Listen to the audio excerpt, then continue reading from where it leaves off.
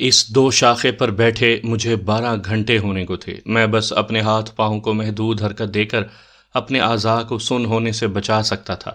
اس سے زیادہ حرکت کرنے کی عیاشی میری قسمت میں نہیں تھی، لیکن یہ سب میرے لیے اتنا زیادہ بھی مشکل نہیں تھا کہ مجھے اپنے فرض سے باز رکھ سکتا۔ دوران ٹریننگ میں 36 گھنٹے اس سے بھی محدود جگہ پر بیٹھ کر گزار چکا تھا، بلکہ ایک مرتبہ تو مجھے 48 گھنٹے گزارنے پڑ گئے تھے۔ لیکن اس میں بھی شک نہیں کہ ٹریننگ اور حقیقت میں زمین آسمان کا فرق ہوتا ہے۔ ٹریننگ ہوتی ہی غلطیاں سدھارنے کے لیے ہے، جبکہ حقیقت میں غلطی کرنے کا مطلب اپنی جان گنوانا ہوتا ہے۔ خاص کر ایک سنائپر کے لیے غلطی کا تصور ہی محال ہے۔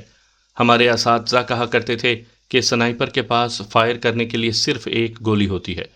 اگر وہ گولی ہدف کو نہ چھو سکے تو دردناک موت سنائپر کا مقدر بن جایا کرتی ہے۔ میرے پسندیدہ استاد راؤ تصور کا قول اس بارے اور بھی متشدد تھا۔ ان کے مطابق سنائپر کے پاس فائر کرنے کے لیے 2 گولیاں ہوتی ہیں، پہلی گولی ہدف کے لیے، اور اگر وہ خطا ہو جائے تو دوسری گولی اپنے لیے، کیونکہ دشمن کے ہاتھ آنے کا مطلب زندہ درگور ہونا ہوتا ہے۔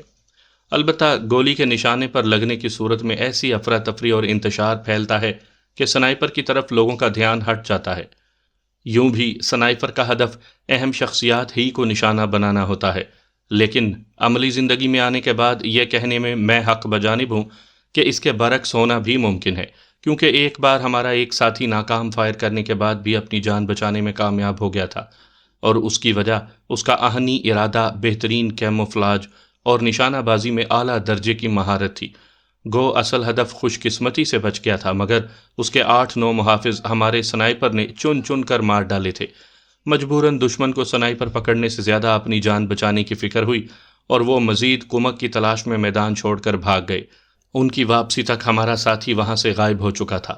در حقیقت ایک سنائپر کو نشانے بازی میں مہارت کے ساتھ ذہنی طور پر بھی چاق و چوبند اور ہوشیار ہونا چاہیے، تاکہ حالات کے مطابق بہتر فیصلہ کر سکے۔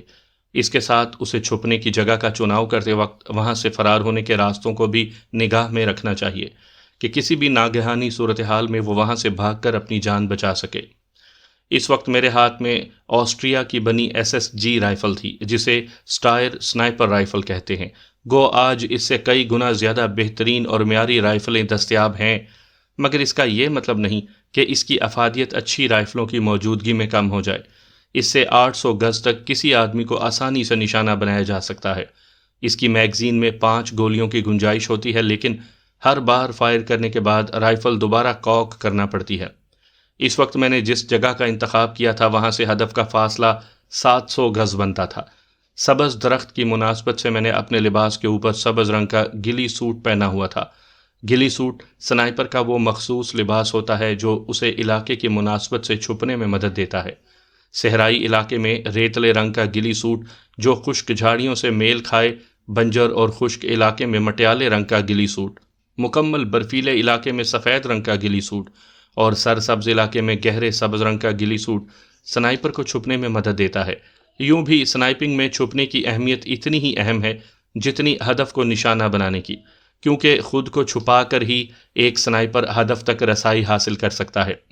روانہ ہونے سے پہلے ہی سنائپر نے منصوبہ بندی کی ہوئی ہوتی ہے کہ وہ کس قسم کا گلی سوٹ ساتھ لے کر جائے گا۔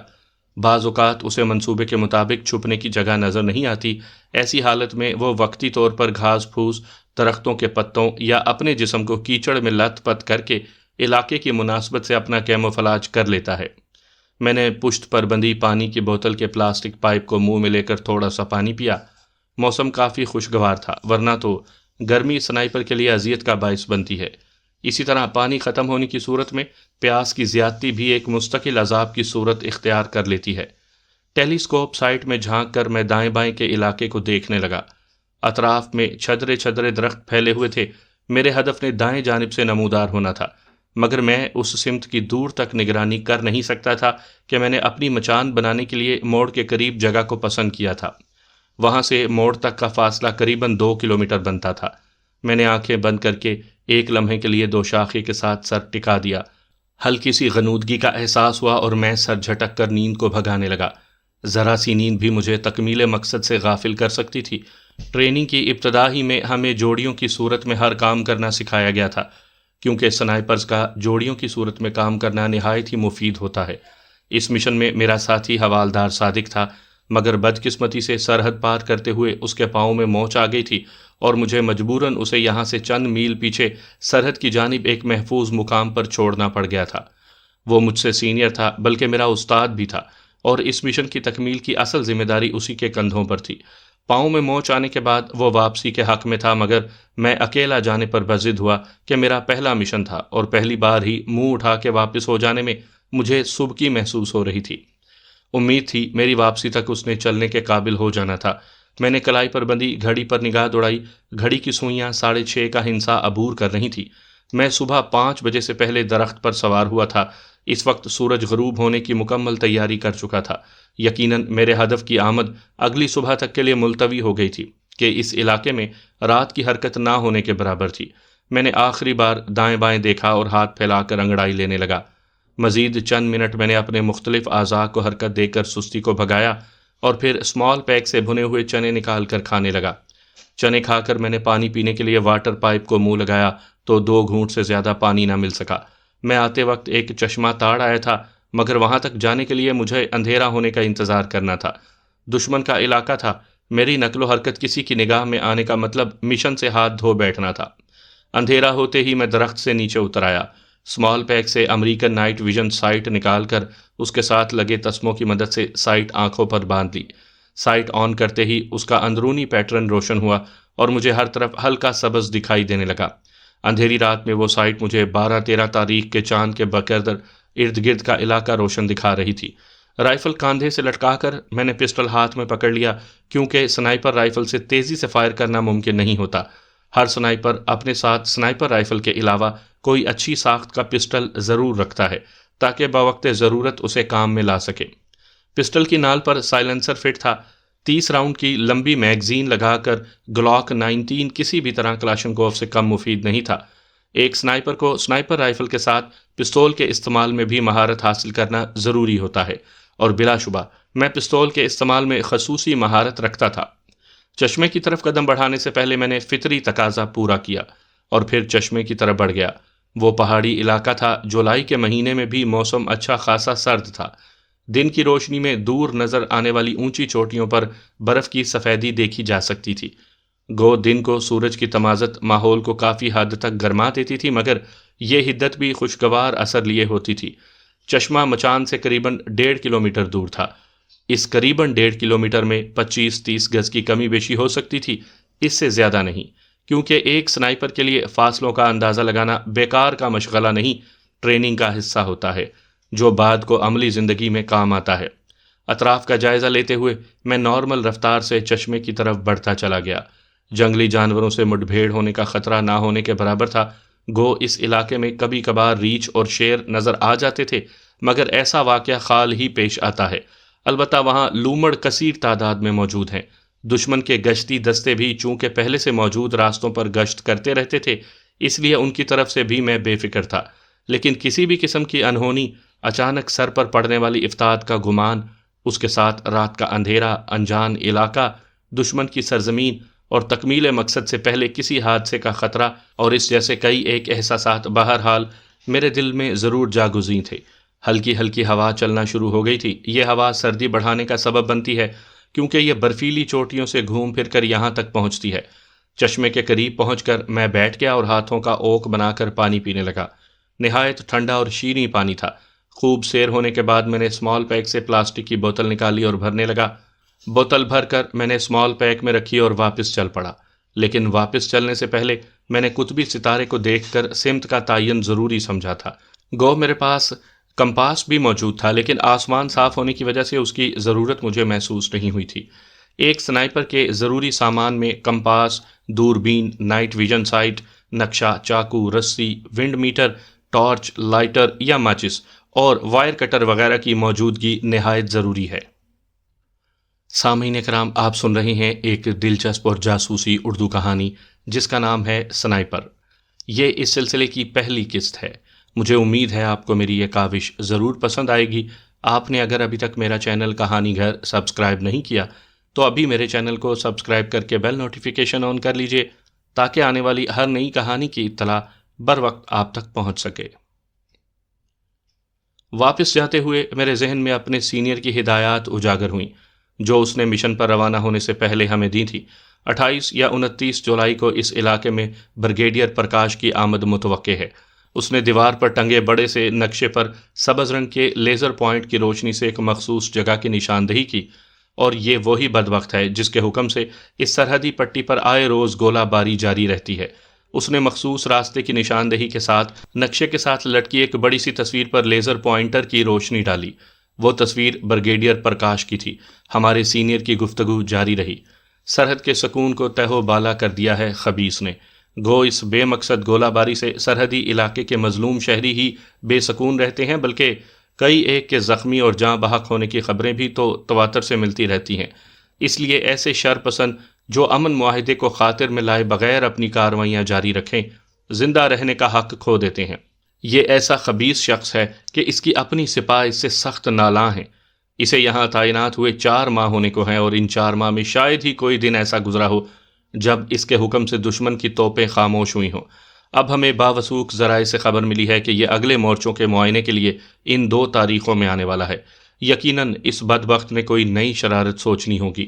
ہم اس کی شرارتوں سے خوفزدہ نہیں، لیکن شرارت کرنے والے کا سد باب اگر ممکن ہو تو سستی نہیں کرنی چاہیے۔ اور صادق، آپ سینئر ہیں، اس سے پہلے بھی کئی بار سرحد پار جا کر کامیابی سے ہمکنار ہو چکے ہیں، جبکہ راجہ ذیشان حیدر پہلی مرتبہ کسی مشن پر جا رہا ہے۔ اسے اچھی طرح سمجھانا تاکہ آئندہ یہ بھی آپ کی طرح ایک اچھے سنائپر کے طور پر سامنے آ سکے۔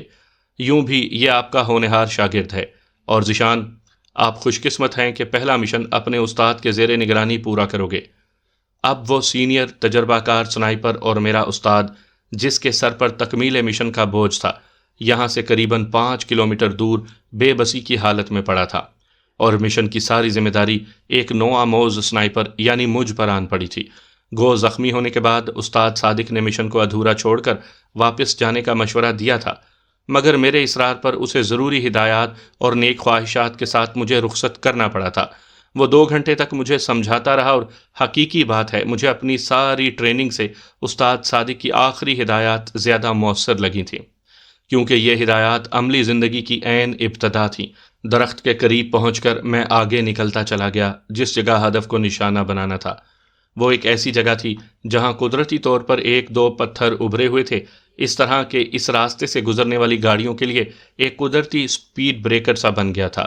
اور اس جگہ سے 50-60 گز مخالف سمت میں ایک جگہ میں نے IED یعنی امپرووائز ایکسپلوزیو ڈیوائس 2 پتھروں کے درمیان زمین میں اس طرح دبا دی ہوئی تھی کہ درخت پر بیٹھ کر اسے نشانہ بنا سکوں، اور اس کا مقصد ہدف کو نشانہ بنانے کے بعد بریگیڈیئر پرکاش کے محافظوں کو وقتی طور پر خوفزدہ کرنا اور ان کی توجہ کو کسی اور جانب پھیرنا تھا۔ اور حقیقت میں ہدف کو نشانہ بنانے کے بعد اس IED کو ہٹ کرنا ناممکن نہیں تو بہت زیادہ مشکل ضرور تھا، اور ایک سنائپر کی اصل پہچان یہی ہوتی ہے کہ اسے ہمیشہ اپنے نشانے پر اعتماد ہوتا ہے۔ آج 28 جولائی کا دن گزر گیا اور کل بریگیڈیئر پرکاش کی آمد یقینی تھی۔ میں نے دیکھ بھال اور خوب سوچ سمجھ کر دشمن کی آمد کی سمت سے بائیں جانب ایک درخت پر عارضی مچان بنائی تھی۔ بائیں سمت جگہ چننے میں ایک تو یہ فائدہ تھا کہ بریگیڈیئر پرکاش نے ڈرائیور کے ساتھ فرنٹ سیٹ پر بیٹھے ہونا تھا، اس لیے لامحالہ اس نے بائیں سائڈ پر ہونا تھا۔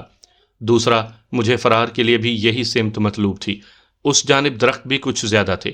IED کے ٹھیک لگا ہونے کا اطمینان کر کے میں واپس درخت کے پاس آیا اور مچان میں لیٹ کر سو گیا۔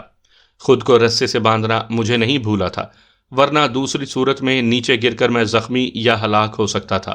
سارے دن کی تھکن اور بے آرامی کے باوجود میں رات کو اچھی طرح نہیں سو سکا تھا۔ بار بار آنکھ کھل جاتی۔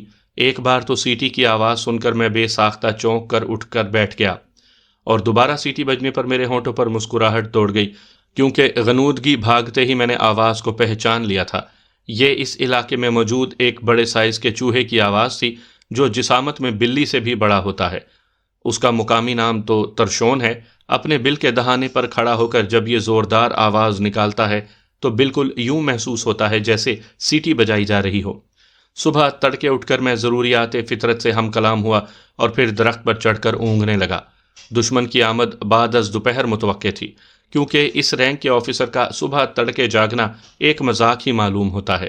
جاگنے کے بعد بذریعہ ہیلی کاپٹر برگیڈ ہیڈ کوارٹر میں پہنچنا اور پھر وہاں سے اگلے مورچوں کے معائنے کے لیے بائی روڈ آنے میں اتنی دیر تو بہرحال ہو ہی جانی تھی، مگر اس کے باوجود بالکل ہی بے پرواہ ہو جانا مناسب نہیں تھا۔ دھوپ کے تیز ہوتے ہی میں سنبھل کر بیٹھ گیا۔ وقفے وقفے سے میں دوربین کے ذریعے ارد گرد کے علاقے کا جائزہ بھی لے لیتا تھا۔ جو ہی سورج نے نصف سفر طے کیا، مطلوبہ سمت سے ایک جیپ نمودار ہوئی۔ میں نے دوربین آنکھوں سے لگا لی۔ جیپ کا نظارہ بالکل قریب ہو گیا۔ فرنٹ سیٹ پر بیٹھے ہوئے دونوں جوانوں کی شکل برگیڈ پرکاش سے بالکل میل نہیں کھاتی تھی۔ تھوڑا مزید نزدیک آنے پر ان کے رینک بھی نظر آنے لگے۔ ڈرائیور کے ساتھ درمیانی رینک کا ایک آدمی بیٹھا تھا، جبکہ عقبی جانب 3 آدمی کلاشن کوفوں سے لیس کھڑے ہوئے تھے۔ جیپ سست رفتار سے چل رہی تھی۔ یقیناً یہ بریگیڈیئر پرکاش کے آنے سے پہلے راستے کی دیکھ بھال کر رہے تھے۔ میرے تنے ہوئے اعصاب ڈھیلے پڑ گئے تھے۔ وہ اسی سست رفتاری سے اس کچے راستے پر سے گزرتے چلے گئے۔ مجھے یقین تھا کہ انتظار کی گھڑیاں ختم ہونے کو ہیں۔ اپنے کیموفلاج کا بغور جائزہ لے کر میں بریگیڈیئر پرکاش کے استقبال کے لیے تیار ہو گیا۔ گھٹنوں پر رکھی رائفل میں نے ہاتھوں میں تھام لی تھی۔ ٹیلی اسکوپ سائٹ کے سامنے اور عقبی طرف کے گلاس کو اتار کر میں نے موڑ کی سمت شست باندھ لی۔ سائٹ کے اندر 3 گہری سیاہ لکیریں نظر آ رہی تھیں۔ 2 لکیریں دائیں بائیں سے درمیان کی طرف آ رہی تھی اور ایک قدرے موٹی لکیر تھی جو نیچے سے اوپر کو جانب اٹھ رہی تھی۔ مؤخر الذکر لکیر نیچے سے موٹی تھی اور اس کا اوپری سرا بالکل باریک تھا۔ تینوں لکیریں درمیان سے ذرا پہلے ختم ہو جاتی تھی۔ اگر نیچے والی لکیر کو اوپر کی طرف مکمل اٹھا دیا جاتا تو سائٹ کے اندر بڑا سا جمع کا نشان بن جاتا۔ اسی عمودی لکیر کا اوپری سرا میرا شستی نقطہ تھا۔ دشمن کی گشتی جیپ کو گزرے گھنٹہ گزرا ہوگا کہ ایک دم موڑ سے 3 گاڑیاں نمودار ہوئیں۔ 2 کھلی چھت کی جیپیں اور درمیان میں چھت والی ٹویوٹا جیپ تھی۔ درمیانی رفتار سے چلتے ہوئے تینوں گاڑیوں نے کلومیٹر بھر کا فاصلہ طے کیا تھا کہ اچانک مجھے ٹویوٹا جیپ کے شیشوں کا کالا رنگ نظر آ گیا۔ میرا دل بیٹھنے لگا۔ ہدف کو میں نے سائڈ سے نشانہ بنانا تھا اور کالے شیشوں کی وجہ سے ہدف کا نظر آنا ممکن نہیں تھا۔ اس کا ایک حل تو یہی تھا کہ میں سامنے سے جیپ کو نشانہ بناتا، مگر ایسی صورت میں ہدف کا فاصلہ مجھ سے بڑھ جاتا، جس کے باعث درست نشانہ لگانا ممکن نہیں تھا۔ اس رائفل سے 800 میٹر تک ہی درست نشانہ لگایا جا سکتا تھا۔ اگر 800 میٹر سے فاصلہ بڑھ جاتا پھر نشانے کی درستگی یقینی نہیں تھی۔ میرے گمان میں بھی نہیں تھا کہ اس منحوس کی جیپ کالے شیشوں والی ہوگی۔ یوں بھی آرمی میں جیپوں کے کالے شیشے اس سے پہلے میری نظر میں نہیں گزرے تھے۔ ایک دم مجھے اپنا مشن ناکام ہوتا ہوا دکھائی دیا۔ میرے پاس سوچنے کے لیے 2-3 منٹ سے زیادہ کا وقت نہیں تھا۔ بریگیڈیئر پرکاش نے واپسی کے لیے دوسرا راستہ اختیار کرنا تھا جو یہاں سے 15-20 کلومیٹر دور تھا۔ بریگیڈیئر پرکاش سے پہلے وہاں تک پہنچنا میرے لیے ناممکن تھا۔ اگر میں بہت زیادہ تیز رفتاری کا مظاہرہ کرتا بھی اور کسی نہ کسی طرح وہاں پہنچ بھی جاتا، تب بھی خود کو چھپا کر دشمن کے خلاف کوئی پروگرام سوچ کر اس پر عمل پیرا نہیں ہو سکتا تھا۔ استاد صادق نے آخری نصیحت میں کہا تھا کہ ایک تربیت یافتہ سپاہی کا مشن میں ناکام ہونے کے بعد زندہ واپس لوٹنا بھی آدھی کامیابی ہوتی ہے، مگر میں اپنے پہلے مشن میں آدھی کامیابی پر اکتفا نہیں کر سکتا تھا۔ گاڑیوں کا فاصلہ ہر گزرتے سیکنڈ کم ہوتا جا رہا تھا۔ رائفل کی بیرل پر سائلنسر فٹ تھا اور فائر ہوتے وقت صرف ہلکی سی ٹھک کی آواز اٹھنی تھی جو فائر کی جگہ سے زیادہ چند گز دور تک ہی سنی جا سکتی تھی، اور پھر فیصلہ کن لمحہ آن پہنچا۔ اگلی جیپ میرے سامنے سے گزر گئی۔ بریگیڈیئر کا ٹویوٹا اس سے 20-25 گز پیچھے تھا۔ میں سیکنڈ بھر میں ایک نتیجے پر پہنچا اور شست لیتے ہوئے ٹریگر دبا دیا۔ ٹھک کی آواز کے ساتھ بلٹ نے مزل کو چھوڑا اور اسی لمحے سب سے آگے والی جیپ کا پچھلا ٹائر زوردار دھماکے سے پھٹ گیا۔ جیپ ہلکے سے لہرا کر رک گئی۔ جیپ میں کھڑے باوردی ہتھیار بردار جوان چھلانگ لگا کر نیچے اترے اور چاروں طرف سرسری نظر دوڑا کر ٹائر کی طرف متوجہ ہو گئے۔ تینوں گاڑیاں رک گئی تھیں۔ سب سے آخری جیپ میں موجود ہتھیار بردار جوانوں نے بھی جیپ سے اتر کر اطراف میں پوزیشن اختیار کر لی تھی۔ اس دوران میں نے کاکنگ ہینڈل کو کھینچ کر رائفل اس احتیاط سے دوبارہ کاک کر لی تھی کہ خالی کیس نیچے زمین پر نہ گرنے پائے۔ پتھریلی زمین پر تانبے کا کیس اچھی خاصی آواز پیدا کر کے دشمن کو متوجہ ہونے کا باعث بن سکتا تھا۔ اگلی جیپ کے ڈرائیور نے جیپ کی عقبی طرف بندھا ہوا فالتو ٹائر کھولنا شروع کر دیا۔ اسی وقت میری دعائیں رنگ لائیں اور میری ترکیب کو کامیابی کی جھلک نظر آئی۔ بریگیڈیئر پرکاش نے اپنی جانب کا شیشہ نیچے کر کے سر باہر نکالا۔ شاید وہ اگلی جیپ والوں کو کوئی ہدایت دینے والا تھا یا خالی ایک نظر ہی باہر دیکھنا چاہتا تھا۔ مجھے اس کے ارادے سے کوئی غرض نہیں تھی۔ شیشے کے نیچے ہوتے ہی میری انگلی نے ایک جھٹکے سے ٹریگر کی آزادانہ حرکت کو پورا کرتے ہوئے مکمل ٹریگر دبا دیا۔ سر میں لگنے والی گولی چیخنے کا موقع نہیں دیا کرتی۔ طاقتور بلیٹ نے اس کا آدھا سر اڑا دیا تھا۔ ڈرائیور بلند آواز میں چیخا اور جیپ کا دروازہ کھول کر باہر نکلا۔ باقی سب بھی اس طرف متوجہ ہو چکے تھے۔ میں نے ان سے نظر ہٹا کر ایک بار پھر رائفل کاک کی اور آئی ای ڈی کی جگہ پر شست باندھ کر تیسری گولی فائر کر دی۔ کان پھاڑ دینے والا دھماکہ ہوا۔ اسی وقت تمام ہتھیار برداروں نے اچانک فائر کھول دیے۔ کلاشنکوفوں کے فائر کی تڑتڑاہٹ سے ماحول گونج اٹھا تھا۔ چونکہ کسی کو ابھی تک میرے چھپنے کی جگہ کے بارے معلوم نہیں ہوا تھا، اس لیے وہ چاروں اطراف گولیاں برسا رہے تھے۔ جیپ کی عقبی نشست کھول کر 2 آفیسر باہر آئے اور تمام کو اندھا دھند فائر کرنے سے منع کرنے لگے۔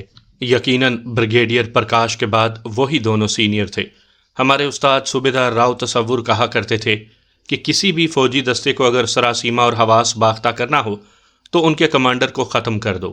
کمانڈر کی غیر موجودگی میں وہ دستہ بھیڑوں کا ریوڑ بن جائے گا۔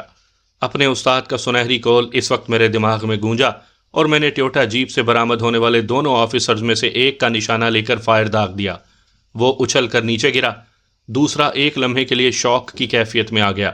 موقع غنیمت جانتے ہوئے میری رائفل نے میگزین میں موجود آخری گولی اگلی اور دوسرا بھی اس کے قریب گر کر بن پانی کی مچھلی کی طرح پھڑکنے لگا۔ میں نے صورت سے میگزین بدلی کہ اس وقت وہاں 8 بندے نظر آ رہے تھے۔ ان میں سے ایک کی کلاشنکوف کا رخ انہی درختوں کی طرف تھا جہاں میں چھپا ہوا تھا۔ میں نے دفاعی اصول کو مد نظر رکھتے ہوئے سب سے پہلے اسی سے جان چھڑانے کا سوچا، اور اگلے لمحے وہ مرغے بسمل کی طرح تڑپ رہا تھا۔ اصولاً مجھے بریگیڈیئر پرکاش کے مرتے ہی وہاں سے فرار ہو جانا چاہیے تھا، مگر دشمن کی کم تعداد اور اپنی گولیوں کو مسلسل نشانے پر لگتا دیکھ کر میرا حوصلہ بڑھ گیا تھا۔ بقول استاد محترم، سنائپر کی مثال اندھیرے کے تیر جیسی ہوتی ہے کہ جانے کس وقت کہاں سے نکل کر گردن سے پار ہو جائے۔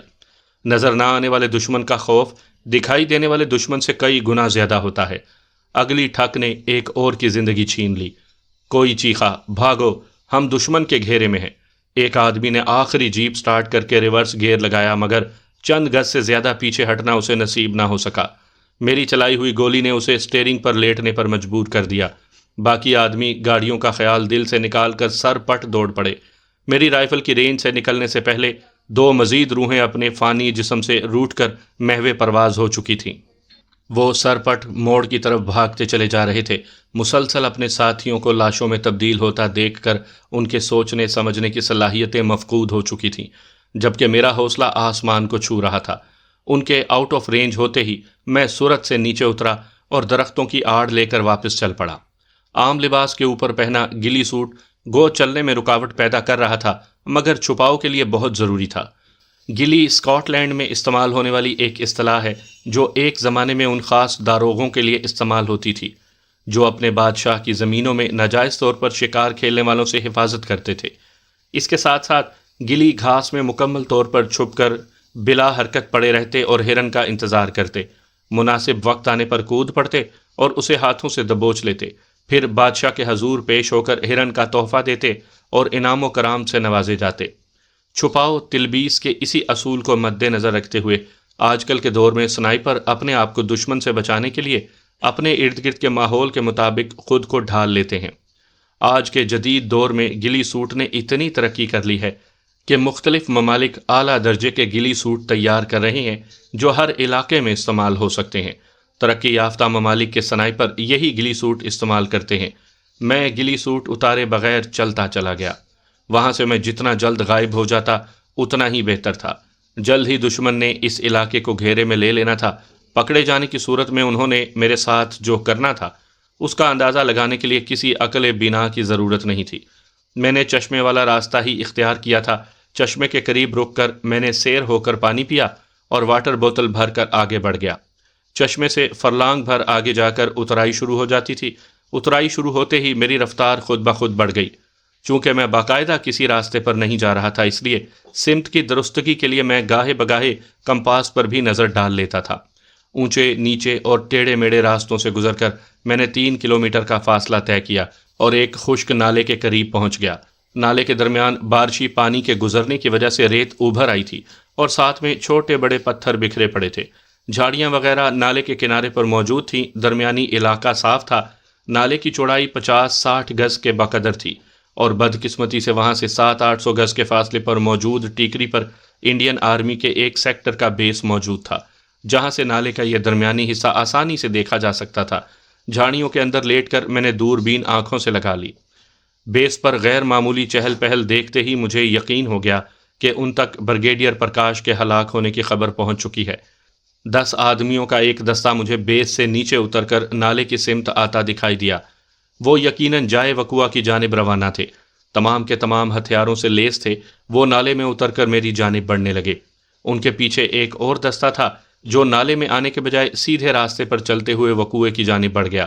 یہ میری خوش قسمتی تھی کہ میں تیز رفتاری سے چلتے ہوئے اس جگہ پہنچ گیا تھا، ورنہ یقیناً ان سے راستے میں مڈ بھیڑ ہوتی، اور ایسی صورت میں میرا مارا یا پکڑا جانا یقینی تھا۔ میرے پاس اس کے علاوہ کوئی چارہ نہیں تھا کہ وہیں چھپا رہوں۔ دوربین اسمال پیک میں ڈال کر میں جلدی سے جھاڑی کے مزید اندر کھسک گیا۔ جھاڑی کے تنے کے قریب پہنچ کر میں بالکل ساکت لیٹ گیا، یوں کہ اپنے سانس کی آواز خود بھی مجھے سنائی نہیں دے رہی تھی۔ مجھے زیادہ انتظار نہیں کرنا پڑا تھا، جلد ہی ان کی باتوں کی آواز مجھے سنائی دینے لگی۔ وہ پنجابی اور ہندی دونوں زبانوں میں بات کر رہے تھے۔ پنجابی بولنے والے شاید سکھ تھے۔ ان کے قریب آنے تک جھاڑی کے تنے اور شاخوں پر پھرتے ہوئے چیونٹیوں نے میرے بدن پر مٹر گشت شروع کر دی تھی۔ ایسی حالت میں عام بندہ چیونٹیوں کو بدن سے دور جھٹکنے سے باز نہیں رہ سکتا، کیونکہ یہ بہت بے دردی سے کاٹتے ہیں۔ میرے کان کی عقبی جانب اور ناک کی جڑ میں بھی 2 نے بڑے مزے سے دانت گاڑ رکھے تھے، مگر میں نے پلک تک نہیں جھپکی تھی۔ ایسی حالت میں تو سنائپر ایک بچھو کو بھی خود سے دور نہیں جھٹک سکتا۔ کم از کم 8-10 بندے ہوں گے۔ میری سماعتوں سے گزرنے والوں کا پہلا مکمل اور واضح فکرہ یہی ٹکرایا تھا، زیادہ بھی ہو سکتے ہیں۔ ایک دوسری آواز نے اس کی تردید کی تھی۔ وہ جوڑیوں کی صورت میں روانہ تھے، اپنے ہتھیار انہوں نے تیاری حالت میں پکڑے ہوئے تھے۔ ایک آدمی نالے کی دائیں اور دوسرا بائیں سمت کی نگرانی کر رہا تھا۔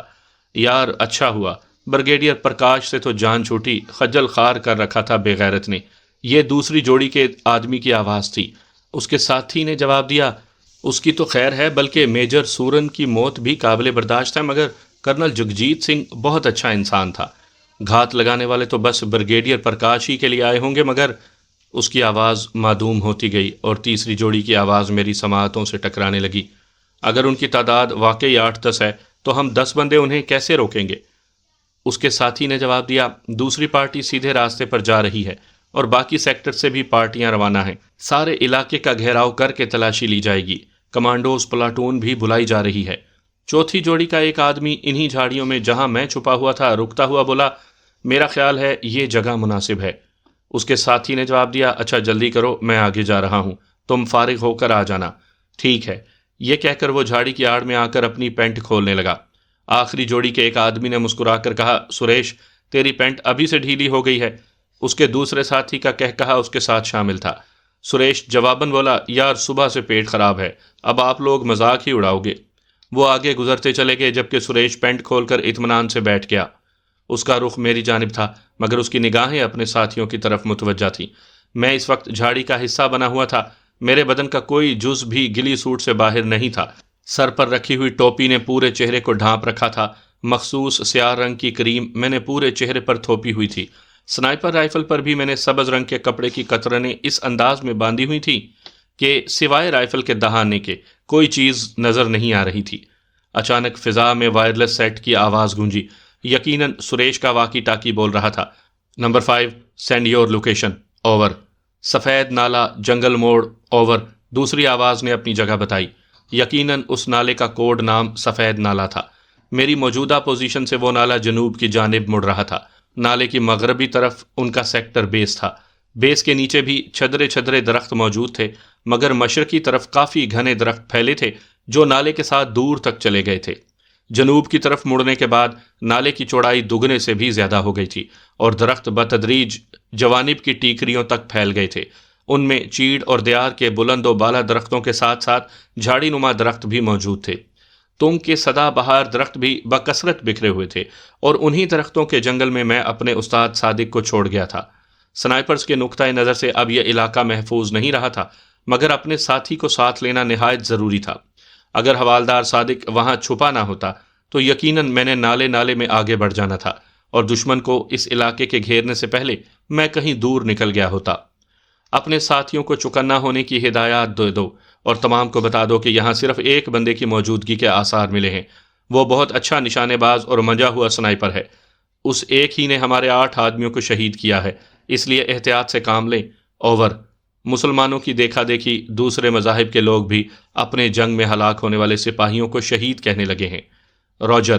نمبر 5 نے گویا بات سمجھ جانے کا اقرار کیا۔ کسی بھی چھوٹی سے چھوٹی بات کی بھی فوراً اطلاع دینا۔ Cap listening out. ایک کام دینے والے نے اسے آؤٹ کہتے ہی دوسری پارٹی کو پکارنا شروع کر دیا۔ Number 6 send your location. Over. جواب ملا، Nala road junction. Over. Copied message, same to you. پوری بات دہرانے کی ضرورت اس نے اس لیے بھی محسوس نہیں کی تھی کہ نمبر 5 سے ہونے والی گفتگو نمبر 6 بھی سن رہا تھا۔ راجر۔ نمبر 6 کی طرح سے سمجھ جانے کی اطلاع ملنے پر وہ اسے بھی لسننگ پر رکھ کر تیسری پارٹی سے بات کرنے لگا۔ اس مرتبہ اس نے نمبر 7 کو پکارا تھا، مگر نمبر 7 کی آواز سنائی نہیں دے رہی تھی۔ یقیناً وہ ہم سے دور تھا۔ کنٹرول کی مختلف پارٹیوں کو پکارنے کی آواز فضا میں گونجتی رہی۔ گفتگو جاری رہی۔ وہ واکی ٹاکی سیٹ کی طرف متوجہ رہا اور پھر مٹھی میں ریت بھر کر اپنی صفائی کرنے لگا۔ پینٹ باندھتے وقت اس کی نظر غیر ارادی طور پر اسی جھاڑی کی طرف اٹھ رہی تھی جہاں میں چھپا بیٹھا تھا، اور اس کی بدبختی کہ میں نے اسے چونکتے دیکھا۔ مسلسل اس جانب گھورنے پر اسے میری حیت نے چونکا دیا تھا۔ یوں بھی میں افراتفری میں چھپا تھا، اس لیے جھاڑیاں وغیرہ اپنے اوپر نہیں ڈال سکا تھا۔ بیلٹ باندھے بغیر وہ زمین پر پڑے اپنے ہتھیار کی طرف متوجہ ہوا۔ اس کے ہتھیار سنبھالنے تک میں یہ فیصلہ کر چکا تھا کہ مجھے کیا کرنا چاہیے۔ ٹھک کی آواز کے ساتھ اس کے سر میں روشن دان کھل گیا۔ وہ نیچے گر کر تڑپنے لگا۔ میں جلدی سے جھاڑی سے باہر نکلا اور اس کی لاش کو گھسیٹ کر جھاڑی میں پھینک دیا۔ اس کا واکی ٹاکی سیٹ مجھے کارآمد لگا۔ واکی ٹاکی سیٹ بمائے اضافی بیٹری اٹھا کر میں نے اپنے پاس رکھ لیا، اور پھر جھاڑیوں کی اوٹ میں رہتے ہوئے میں نے اس کے جانے والے ساتھیوں کی طرف نگاہ دوڑائی۔ وہ فرلانگ بھر آگے نکل چکے تھے۔ دوربین نکال کر میں نے بیس کی طرف نگاہ دوڑائی۔ ایک آدمی مجھے ٹہلتا ہوا نظر آیا۔ اس جگہ سے نالا عبور کرنے میں دیکھے جانے کا سخت خطرہ تھا۔ میں جھاڑیوں کی آڑ لے کر بیس کی طرف روانہ ہو گیا۔ واکی ٹاکی سیٹ کی آواز کم کر کے سیٹ میں نے آن رہنے دیا تھا۔ جلد ہی سیٹ سے سریش کو پکارا جانے لگا۔ نمبر 5 فار نک نیم سریش۔ اوور۔ نمبر 5 فار نک نیم سریش۔ اوور۔ وہ بار بار سریش کو پکار رہا تھا، اور پھر جیسے ہی اس نے وقفہ کیا، سیٹ سے ایک دوسری آواز بلند ہوئی۔ ویسے زیادہ تر سامعین تو جانتے ہوں گے، مگر جن کا کبھی وائرلیس سیٹ سے واسطہ نہیں پڑا ان کی اطلاع کے لیے بتلاتا چلوں کہ وائرلیس سیٹ پر جب ایک طرف سے بات ہو رہی ہو تو سننے والا بات نہیں کر سکتا، یہاں تک کہ بولنے والے کو اوور کہہ کر اگلے کو موقع دینا ہوتا ہے۔ اس ضمن میں یہ بھی یاد رہے کہ کنٹرول اس کو کہتے ہیں جو کسی جگہ موجود تمام پارٹیوں کو کنٹرول کر رہا ہو اور وائرلیس پر پیغام بھیج رہا ہو۔ Control for number 5۔ Over. Yes number 5 for control. Over. وہ کنٹرول کو جواب دینے لگا۔ نمبر 5 نک نیم سریش کہاں گیا ہے اور جواب کیوں نہیں دے رہا؟ وہ رفع حاجت کے لیے رکا تھا، 15-20 منٹ ہونے کو ہیں، پتہ نہیں کیوں جواب نہیں دے رہا۔ میں نے اس کی تلاش میں آدمی بھیج دیا ہے۔ اوور۔ اکیلا آدمی نہیں بھیجنا، تمام کو واپس لے کر جاؤ، ہری اپ اینڈ جلدی سے اوکے رپورٹ بھیجو۔ اوور۔ کنٹرول سے بولنے والے کا لہجہ کافی سخت اور تنبیہی تھا۔ راجر۔ نمبر 5 جلدی سے بولا، مگر کنٹرول کی طرف سے کوئی جواب نہیں ملا تھا۔ ان کی گفتگو سن کر میرے قدموں میں خود بخود تیزی آ گئی تھی۔ تھوڑی دیر بعد میں بیس کے نیچے سے ہو کر نالا عبور کر رہا تھا۔ اس جگہ میں بیس سے بھی نظر نہیں آ رہا تھا اور نالے میں موجود دشمن کی نظر سے بھی اوجھل تھا۔ نالا عبور کر کے میں جوں ہی جھاڑیوں میں گھسا، واکی ٹاکی ایک مرتبہ پھر بول پڑا۔ Number 5 for control. اوور۔ اس کی آواز سخت گھبرائی ہوئی اور متوحش تھی۔ یس اوور۔ کنٹرول کی بھاری آواز ابھری۔ سریش قتل ہو گیا ہے۔ اوور۔ نمبر 5 گھبراہٹ آمیز لہجے میں بولا تھا۔ ہری اپ، پوزیشن لے لو، وہ یہیں کہیں چھپا ہے، میں باقی پارٹیاں بھیج رہا ہوں، جوانوں کو کہو آڑ میں رہیں۔ اوور۔ راجر۔ نمبر 5 نے کہا۔ Control for lovely sector base. Over. Control یقیناً اسی بیس کو رابطہ کر رہا تھا جہاں سے میں گزر کر آیا تھا۔ Base for control, send your message. Over. کیا اپنے آدمی تمہاری نظر میں ہیں؟ اوور۔ یس مجھے نظر آ رہے ہیں۔ اوور۔ کیا ان کے علاوہ کوئی حرکت نظر آ رہی ہے؟ اوور. نو، اب تک تو نظر نہیں آئی، جیسے ہی نظر آئی میں آپ کو بتا دوں گا. اوور. Over and all. یہ کہہ کر کنٹرول تمام پارٹیوں کو سفید نالے کی طرف اکٹھا ہونے کی ہدایات جاری کرنے لگا. میں نے ان کی گفتگو کے اختتام پر واکی ٹاکی کو بند کر دیا کیونکہ مسلسل چلنے پر بیٹری نے ختم ہو جانا تھا. گو ایک اضافی بیٹری میرے پاس موجود تھی، مگر پھر بھی عقل مندی کا تقاضا یہی تھا کہ میں واکی ٹاکی کے استعمال میں کفایت شعاری سے کام لیتا. ان کی گفتگو نے میرے قدموں میں بجلی بھر دی تھی. میں جتنا جلدی وہاں سے غائب ہو جاتا بہتر تھا. اگر ایک بار وہ جنگل کو گھیرے میں لے لیتے تو یقیناً میں نے چوہے دان میں پھنس کر رہ جانا تھا، بلکہ میرے ساتھ استاد صادق نے بھی مارے جانا تھا. کلومیٹر بھر سفر طے کرنے کے بعد میں تھوڑا سا رکا. اسمال پیک سے نقشہ نکال کر میں نے اپنی سمت درست کی اور پھر چل پڑا. جلد ہی مجھے امدادی نشان نظر آ گیا. یہ چیڑ کا ایک بلند درخت تھا جس کے تنے پر میں نے جاتے وقت مخصوص نشان لگایا تھا. وہ درخت نظر آتے ہی میرے لیے راستے کی شناخت آسان ہو گئی تھی. اس درخت سے 200 قدم جنوب کی جانب ایک چھتری نما درخت جو ذرا سا مشرق کی جانب جھکا ہوا تھا نشان راہ تھا. چھتری نما درخت کے بعد چیڑ کا ایک ٹوٹا ہوا درخت اسی سیدھ میں موجود تھا. آسمانی بجلی گرنے کی وجہ سے وہ درخت نصف تنے سے کٹ گیا تھا. ایک نشان مل جانے کے بعد باقی نشانات ملتے چلے گئے. ٹوٹے ہوئے تنے والے درخت سے آگے مجھے 15-20 منٹ لگے اور اس کے بعد میں ٹھیک اس مقام تک پہنچ گیا جہاں میں نے استاد صادق کو چھوڑا تھا. استاد صادق، میں نے ہر احتیاط بالائے طاق رکھ کر اسے آواز دی. میرے پاس وقت بہت کم تھا، ورنہ اصولاً تو مجھے وہاں بے دھڑک آنے سے گریز کرنا چاہیے تھا، کیونکہ اگر استاد صادق خدا نخواستہ کسی وجہ سے پکڑا گیا ہوتا تو یقیناً دشمن وہاں میری گھات میں بیٹھا ہوتا. میں یہاں ہوں. مجھے استاد صادق کی آواز تازہ ہوا کے جھونکے کی طرح محسوس ہوئی. میں نے آواز کی سمت کا تعین کرتے ہوئے اس طرف نگاہ دوڑائی. وہاں 3 درخت آپس میں اس طرح جڑے ہوئے تھے کہ ایک پھیلے ہوئے گھنے درخت کی صورت اختیار کر گئے تھے. اگر وہ مجھے آواز نہ دیتا تو میں اسے ڈھونڈنے میں ناکام رہتا. چلیں سر، ہمیں فی الفور یہاں سے دور جانا ہوگا. ان درختوں کے نیچے جا کر میں نے نظریں اٹھائیں، مگر اس بار بھی مجھے گھنی شاخوں کے علاوہ کچھ دکھائی نہیں دیا تھا. پھر شاخوں میں حرکت ہوئی اور استاد صادق کا چہرہ نظر آیا. مشن کا کیا ہوا؟ اس نے چھوٹتے ہی پوچھا. سر، الحمدللہ میں کامیاب لوٹا ہوں، مگر اب تفصیلات بتانے کا وقت نہیں ہے، ہمیں چلنا چاہیے. ذیشان، مجھے لگتا ہے میرے پاؤں کی ہڈی کریک ہو گئی ہے، پاؤں سوج گیا ہے. اس پاؤں کے ساتھ چلنا ایک خواب ہی ہوگا. اس کی آواز میں گہرے تعصب کی جھلک تھی. مگر سر، تھوڑی دیر بعد یہ جنگل دشمن کے گھیرے میں ہوگا. اس نے کہا. میری مانو تو نکل جاؤ.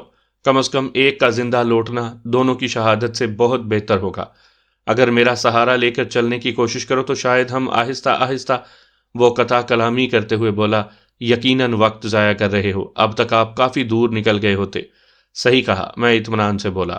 ویسے مجھے امید ہے کہ ان درختوں پر 2 آدمیوں کی چھپنے کی گنجائش ہے. بے وقوف مت بنو ذیشان، اس نے مجھے ڈانٹا. اگر یہ بے وقوفی ہے تو میں بے وقوف بھلا. میں رائفل کاندھے سے لٹکا کر درمیان والے درخت پر چڑھنے لگا.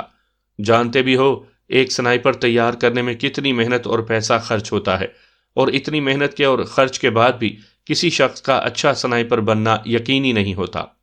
میں نے اطمینان سے جواب دیا. یہ بات مجھے یہاں بھیجنے سے پہلے سوچنی چاہیے تھی. وہ ضد ہو کر بولا. وہ مشن تھا اور یہ عبادت ہے. میں ایک مضبوط شاخ منتخب کر کے چھپنے کے لیے مچان بنانے لگا. ذیشان، آپ اچھا نہیں کر رہے. استاد جی، ایک بات کہوں؟ کہو. آپ اپنی توانائی کیوں ضائع کر رہے ہیں؟ وہ گہرا سانس لے کر خاموش ہو گیا. اچھا، تفصیل نہیں سنو گے؟ سنا دو یار، وہ بے بسی سے بولا. اور میں اسے تفصیل سے اپنی کارروائی کے بارے میں بتانے لگا. اس دوران میرے ہاتھ کام سے غافل نہیں ہوئے تھے. میری بات ختم ہوتے ہی اس کے منہ سے بے ساختہ تعریفی کلمات ادا ہوئے. شاباش، آپ نے عمدہ کارکردگی کا مظاہرہ کیا ہے. اس سے زیادہ کی توقع ایک منجے ہوئے سنائپر سے بھی نہیں کی جا سکتی. لیکن اب کیا کریں گے؟ میں مستفسر ہوا. میں اپنی رائے کا اظہار کر چکا ہوں. اسے رائے کا اظہار نہیں، لٹھ مارنا کہتے ہیں. وہ پھیکی مسکراہٹ سے بولا. تو سمجھ لو اب ہم لٹھ مارنے جوگے ہی رہ گئے ہیں. اچھا یہ دیکھو. میں نے واکی ٹاکی نکال کر اسے دکھایا. یہ آخری مقتول سے چھینا ہے نا؟ میں نے اس بات میں سر ہلاتے ہوئے کہا. جی. ویسے اسے مار کر آپ نے دشمن کے لیے سہولت پیدا کر دی ہے، اس نے تعصب بھرے انداز میں کہا. استاد جی، میں مجبور تھا، ورنہ اتنی سمجھ تو مجھے بھی ہے کہ ایسا کر کے میں نے دشمن کی تلاش کو ایک متعین رخ مہیا کر دیا ہے. اب ان کی ساری توانائیاں اس جنگل کو گھیرنے میں صرف ہوں گی۔ ہاں، میں نے ان کی گفتگو وائرلیس پر سنی ہے۔ وہ جنگل کو گھیرنے کا منصوبہ بنا رہے تھے۔ اچھا، اب اسے آن کرو تاکہ پتہ چل سکے کہ ہم کب تک ان کے ہتھے چڑھنے والے ہیں۔ یہ بدشگونی کی باتیں آپ کو زیب نہیں دیتی۔ کہتے ہوئے میں نے واکی ٹاکی آن کر دیا، مگر دشمن کے کسی آدمی کی آواز سنائی نہیں دے رہی تھی۔ چند لمحے تک خالی شائیں شائیں سننے کے بعد استاد صادق بولا، غالباً انہیں واکی ٹاکی کے غائب ہونے کا پتہ چل گیا ہے اور انہوں نے فریکوینسی تبدیل کر دی ہے۔ مگر اسی وقت واکی ٹاکی سے ابھرتی کنٹرول کی آواز نے استاد کامران کے اندیشے کو جھٹلا دیا تھا۔ وہ کال سائن نمبر 5 اور نمبر 6 سے ان کی لوکیشن کے بارے میں پوچھ رہا تھا۔ پتہ چلا کہ وہ دونوں گروپ جنگل کی مغربی طرف سفید نالے میں پوزیشن لے چکے تھے۔ جنوبی سمت قریباً 8-10 کلومیٹر دور ایک اور گروپ پہنچ چکا تھا، جو اگلے مورچوں سے ایک ایک دو دو آدمی اکٹھے کر کے جمع کیا گیا تھا۔ اس گروپ کے ساتھ کنٹرول کا رابطہ کسی بڑے وائرلیس سیٹ پر تھا، کیونکہ وہ لوگ واکی ٹاکی کی رینج سے دور تھے۔ ان کی بابت شمالی اور مغربی اطراف میں موجود پارٹیوں کو کنٹرول نے آگاہ کیا تھا۔ کنٹرول بار بار انہیں احتیاط سے حرکت کرنے کی تلقین کر رہا تھا، کیونکہ وہ ایک سنائپر کے خلاف گھیرا تنگ کر رہے تھے، ایک ایسا سنائپر جو ان کے 9 بندوں کو ہلاک کر چکا تھا۔ بس اب بند کر دو، استاد صادق نے مجھے واکی ٹاکی بند کرنے کا مشورہ دیا۔ تھوڑی دیر بعد صورتحال معلوم کریں گے۔ مسلسل آن حالت میں رہنے پر بیٹری جلد ختم ہو جائے گی۔ اس کی ایک اضافی بیٹری بھی ساتھ لایا ہوں۔ میں نے اس کی معلومات میں اضافہ کیا، مگر واکی ٹاکی آف کرنا میں نہیں بھولا تھا۔ کہہ کر اس نے کسی بھی قسم کا تذکرہ کرنے سے گریز کیا تھا۔ سورج کافی دیر ہوئی پہاڑوں میں غائب ہو چکا تھا۔ اب اندھیرا گہرا ہونے لگا تھا۔ شاید وہ رات کو جنگل میں گھسنے کی کوشش نہ کریں، میں نے اندازہ لگایا۔ حتمی طور پر کچھ نہیں کہا جا سکتا۔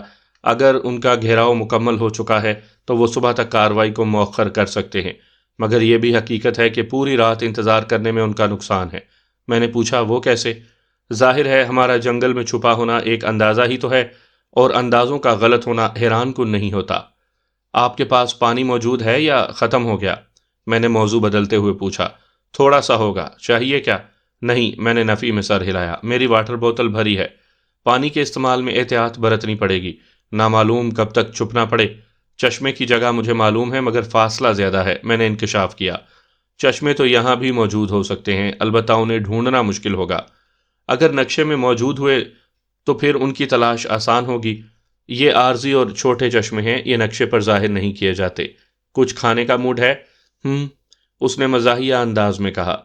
کچھ تو یوں کہہ رہے ہو جیسے 10 کھانے یہاں موجود ہوں۔ میں کھسے آ کر بولا، سر کچھ نہ کچھ تو موجود ہے نا۔ اچھا، فی الحال گفتگو سے پرہیز کرو۔ نائٹ ویژن سائٹ سے چاروں جانب کے علاقے کو یہیں بیٹھے بیٹھے دیکھ لو، کیا پتہ دشمن پیش قدمی کر رہا ہو۔ نائٹ ویژن سائٹ کی کیا ضرورت ہے، میرے پاس وائرلیس سیٹ موجود ہے۔ میں نے واکی ٹاکی آن کیا۔ چند لمحوں کی شان شاں کے بعد ایک آواز ابھری، control for all station, okay, report دیں گے نمبر 5۔ نمبر 5 نے الفا بٹ کی زبان میں جواب دیا، آسکر کلو، اوکے۔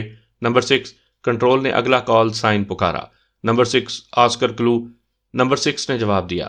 وہ فردن فردن تمام پارٹیوں کو پکارتا گیا اور متعلقہ پارٹی لیڈر جواب دیتا گیا۔ سب اچھا کی رپورٹ لے کر اس نے تمام پارٹیوں کو اگلے حکم کے انتظار کا مزدہ سنایا۔ یقیناً اس نے پارٹیوں کو آگے بڑھنے یا اپنی جگہ پر رات گزارنے کا انتظار کرنے کی بابت حکم سنانا تھا۔ میں بھی واکی ٹاکی بند کیے بغیر محو انتظار رہا۔ 10-15 منٹ کے بعد ایک مرتبہ پھر تمام پارٹیوں کو اپنی جگہ پر ٹھہرے رہ کر صبح سویرے تک پیش قدمی کی کارروائی مؤخر کرنے کا حکم سنا دیا گیا۔ میں نے واکی ٹاکی بند کرتے ہوئے کہا، مطلب وہ ڈر گئے ہیں؟ نہیں یار، ایک سنائپر کو رات کے وقت اس جنگل میں ڈھونڈنا یقیناً بھوسے کے ڈھیر میں سے سوئی ڈھونڈنے کے مترادف ہے۔ انہوں نے جنگل کو تقریباً گھیرے میں لے لیا ہے۔ کل دن کی روشنی میں اطمینان سے اپنا شکار ڈھونڈ لیں گے۔ اگر آپ ٹھیک ہوتے تو کیا ہم یہیں بیٹھے ان کا انتظار کرتے رہتے؟ تو کہاں جاتے؟ اس جنگل سے نکل بھاگتے۔ وہ جتنی بھی کوشش کر لیں، چپے چپے پر اپنے آدمی تعینات تو نہیں کر سکتے۔ ان کے گھیرے میں کئی شگاف ہوں گے۔ ذیشان، آتے وقت دشمن کی بے خبری میں ان راستوں سے گزرنا اتنا مشکل نہیں تھا۔ ہم نے نقشے کو بھی بس سرسری انداز میں دیکھا تھا۔ آج دن کو میں بڑی باریکی سے علاقے کا نقشہ کنگال چکا ہوں۔ اس جنگل کے مشرقی طرف جو پہاڑی سلسلہ ہے، جنگل کی جانب سے سارا سلسلہ سیدھی کھڑی چٹانوں پر مشتمل ہے، جنہیں نقشے کی زبان میں اسکارپمنٹ کہتے ہیں، اور ایسی چڑھائیاں کوئی کو پیما ہی سر کر سکتا ہے۔ مغربی جانب ان کے کسی سیکٹر کا بیس ہے، غالباً آپ جسے لولی سیکٹر بتلا رہے تھے، اور اسی پہاڑی سلسلے پر ان کی 2 اور پوسٹیں بھی موجود ہیں۔ سادہ الفاظ میں کہوں تو اس جانب سے اس وقت بھاگ نکلنا جبکہ پوسٹوں کے سنتری چوکنا ہوں نہایت دشوار بلکہ ناممکن ہے۔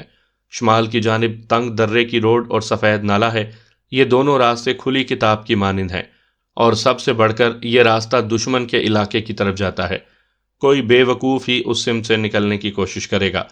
اب رہ گئی جنوب کی سمت، تو اس جانب چپے چپے کی نگرانی کوئی مشکل کام نہیں۔ سر، آپ مجھے خوفزدہ کرنے کی کوشش کر رہے ہیں؟ نہیں، بس صورتحال کا صحیح تجزیہ کرنے کی کوشش کر رہا ہوں۔ اچھا چھوڑیں سر، پیٹ پوجا کرتے ہیں۔ میں نے اسمال پیک سے بھنے ہوئے چنے اور بسکٹ نکال کر کھانا شروع کر دیے۔ یہ غذائیت سے بھرپور بسکٹ تھے۔ چند بسکٹ ہی آدمی کو 24 گھنٹے کی توانائی مہیا کر دیتے تھے۔ یہی بسکٹ استاد صادق کے پاس بھی موجود تھے۔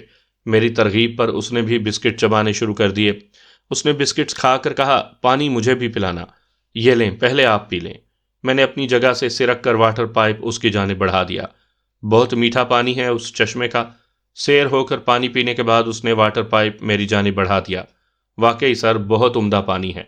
اچھا اب آرام کر لو، کیونکہ صبح ایک لمحے کے لیے بھی نہیں سو سکیں گے۔ ٹھیک ہے، مگر پہلے آپ کا پاؤں دیکھ لوں۔ میں استاد صادق کی طرف بڑھ گیا۔ واقعی اس کا پاؤں کافی سوجا ہوا تھا، سوجن پنڈلی تک پھیل گئی تھی۔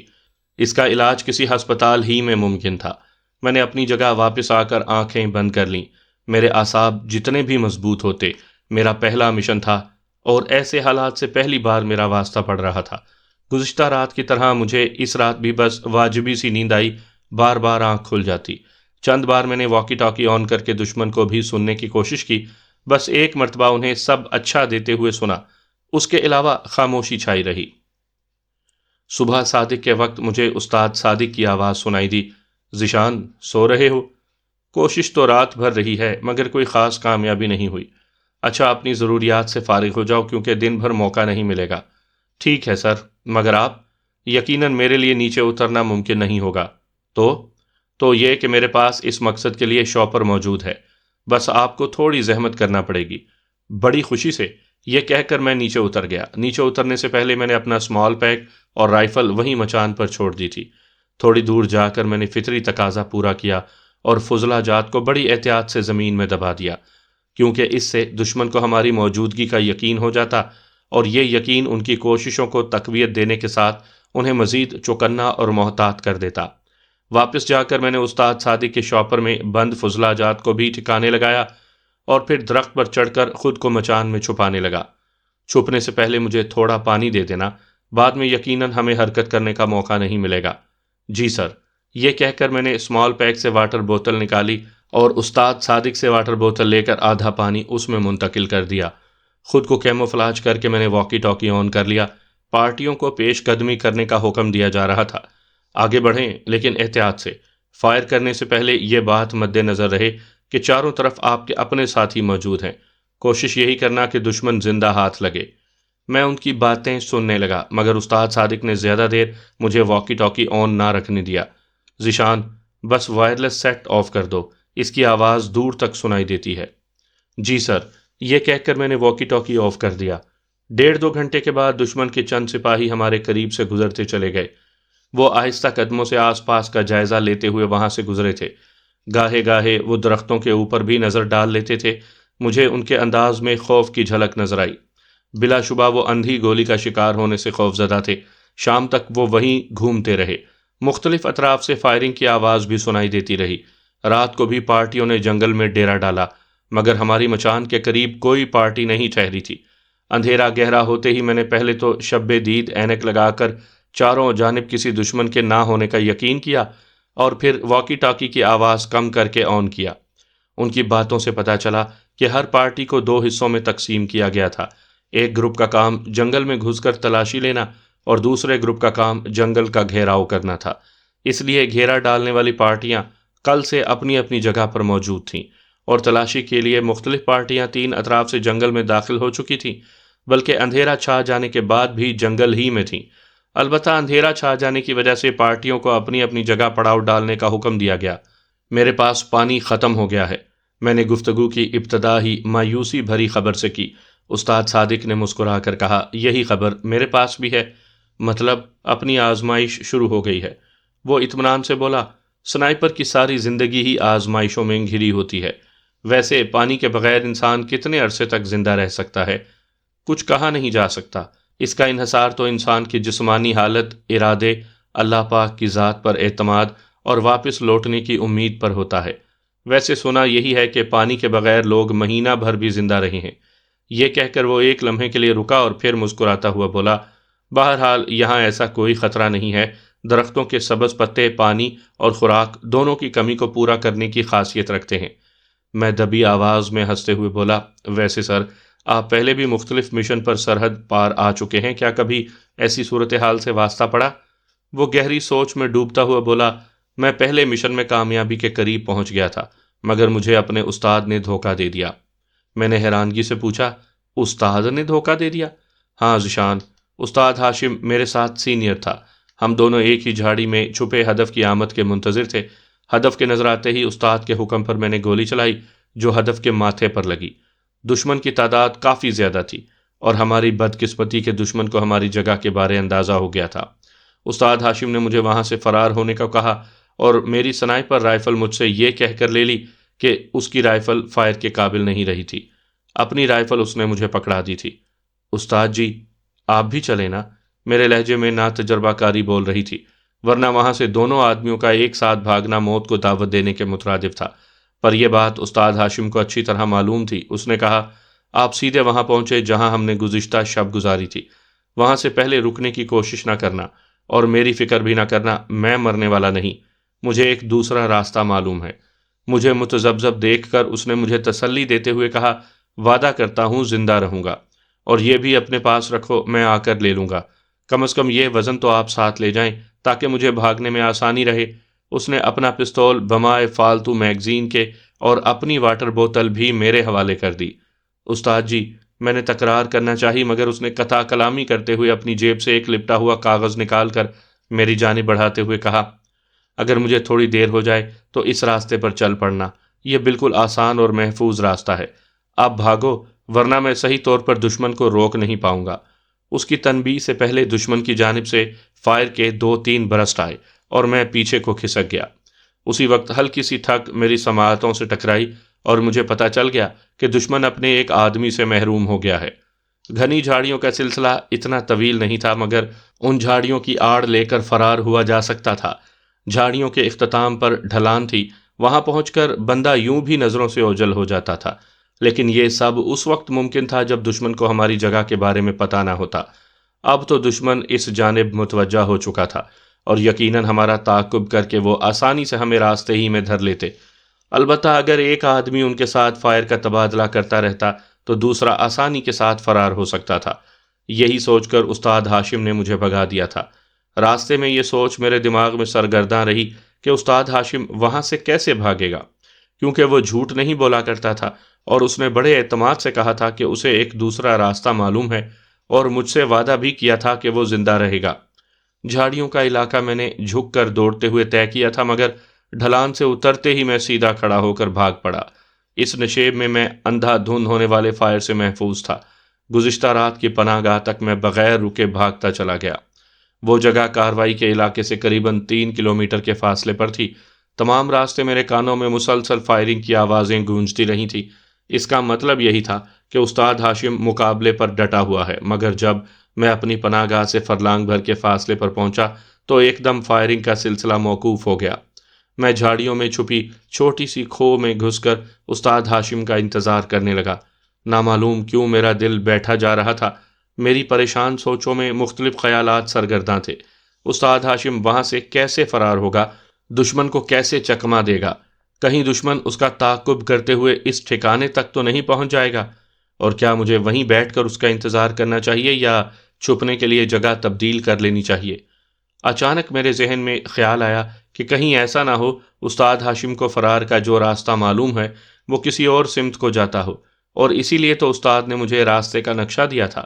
میں نے جیب سے استاد کا دیا ہوا کاغذ نکال کر کھولا اور میری آنکھیں حیرت سے پھیل گئیں۔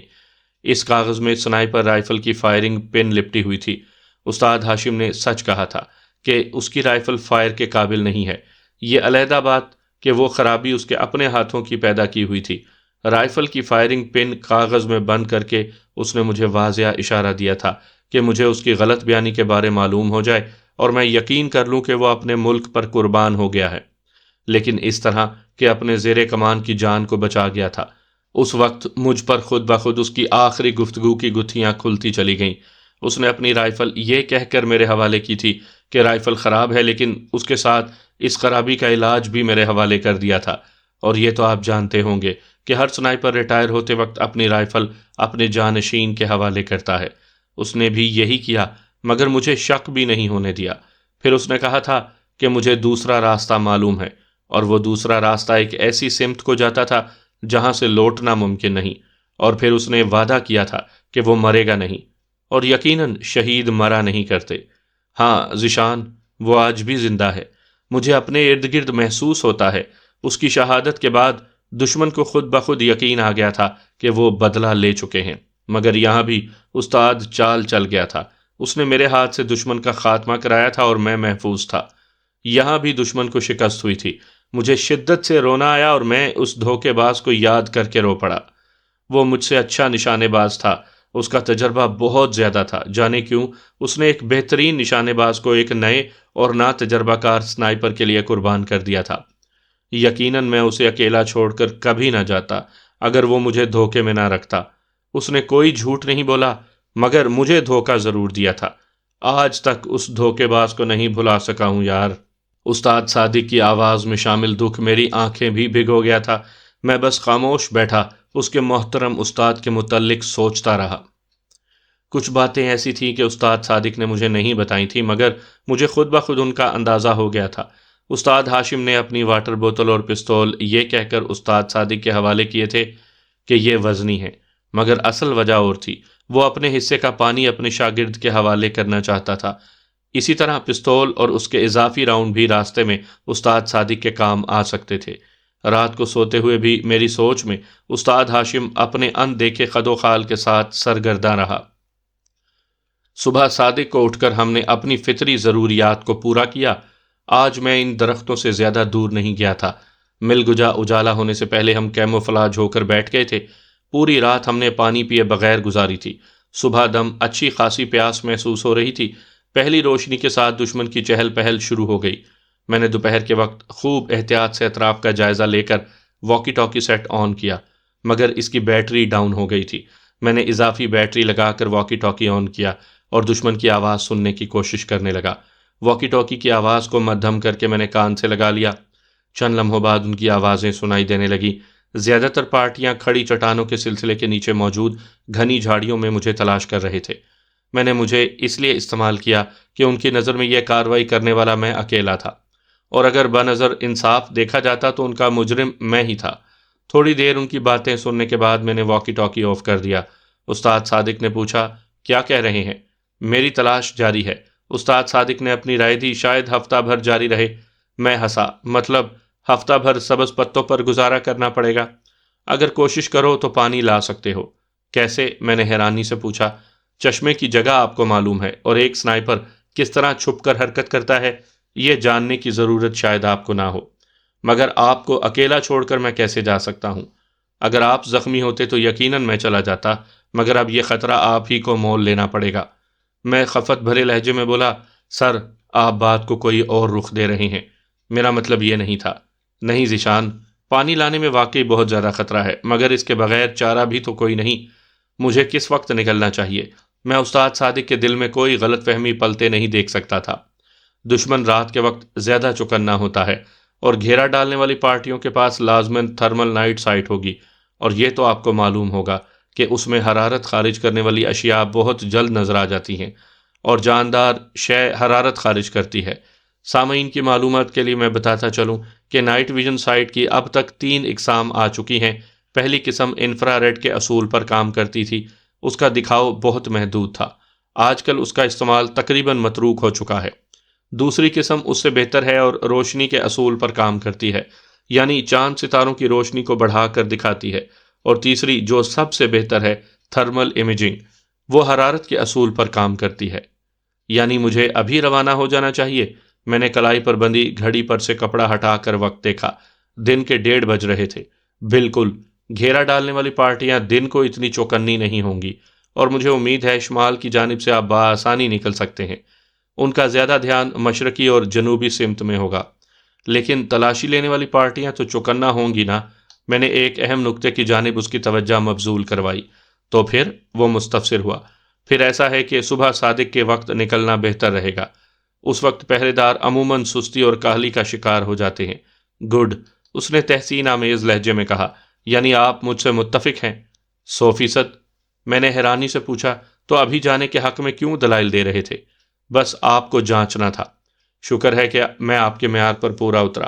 استاد کا کام ہر پل شاگرد کو جانچتے رہنا ہوتا ہے۔ میں ہنسا۔ ویسے دوران ٹریننگ بھی آپ نے ہمیں کافی خوار کیا تھا۔ ہماری وہی سختی آج آپ کو ان حالات کا سامنا کرنے کا حوصلہ دیے ہوئے ہے۔ میں نے کہا، صحیح کہا سر، مگر استاد صادق نے جواب دینا ضروری نہیں سمجھا۔ منصوبہ طے ہو گیا تھا، بس عمل کرنا باقی تھا۔ پیاس کی وجہ سے کچھ کھانے کو بھی جی نہیں چاہ رہا تھا۔ شام کے وقت میں نے ایک بار پھر دشمن کی باتیں سنی۔ انہیں اکٹھا ہونے کا حکم دیا جا رہا تھا۔ میں رات کو کوشش کے باوجود بہت تھوڑی نیند لے سکا تھا۔ پیاس کی زیادتی اور پھر آنے والے جاں گسل لمحات کے خیالات نے مجھے بے چین کر رکھا تھا۔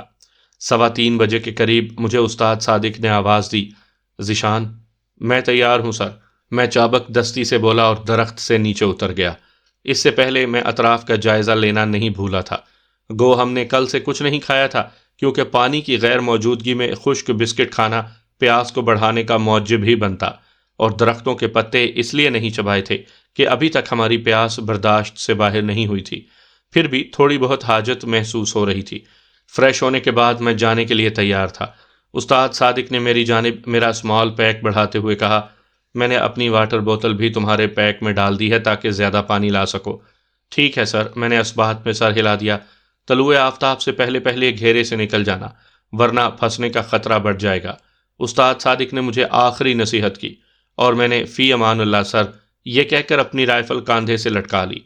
گلاک 19 پسٹل میں نے ہاتھ میں تھام لیا تھا، کیونکہ سنائپر رائفل کو اسالٹ رائفل کے طور پر استعمال کرنا بے وقوفی ہے۔